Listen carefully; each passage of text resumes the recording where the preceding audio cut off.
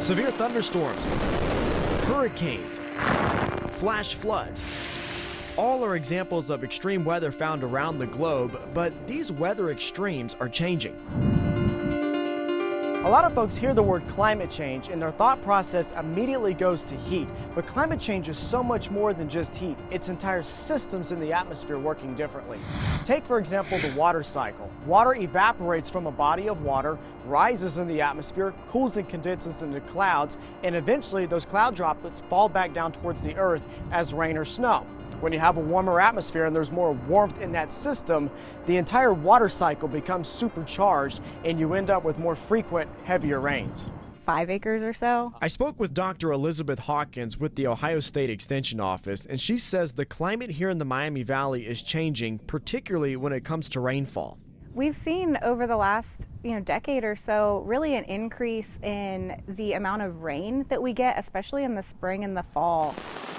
And all of that extra rainfall may not necessarily be a good thing. The soil doesn't have the ability to absorb that as quickly, so we end up with water laying in the field, and that's even harder to get rid of when we don't have a lot of sun activity or wind to help dry it off. According to Climate Central, Dayton saw its hourly rainfall intensity increase by 18% from 1970 to 2021. That means the rainfall rate, a measure of how hard it's raining, is 18% greater now than it was in 1970. Extra rain coming in bunches is something that farmers like Scott Anderson, owner of Advent Christmas Tree Farm in Englewood, know all too much about. So what we end up having with any appreciable amount of rain is standing water. As Anderson explained to us, standing water is bad for the roots of Christmas trees. When we have standing water, what that does is that displaces the oxygen in the soil. And so trees, just like any living thing, requires oxygen to breathe, especially with the root system. The trees will struggle. If you have standing water for long periods of time, the tree will struggle to get oxygen. If that wasn't challenging enough to deal with, there is fungus in the soil everywhere. When you have a lot of water and heat, then what happens is the fungus grows. And it challenges our root systems. It really puts them to the test, and in a lot of cases, the trees can't handle the fungus and they die.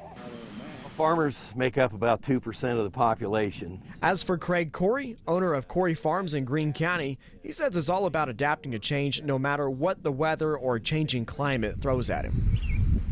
They've had to adapt and innovate for decades, and they take a great amount of risk to produce the food for a hungry nation and a hungry world.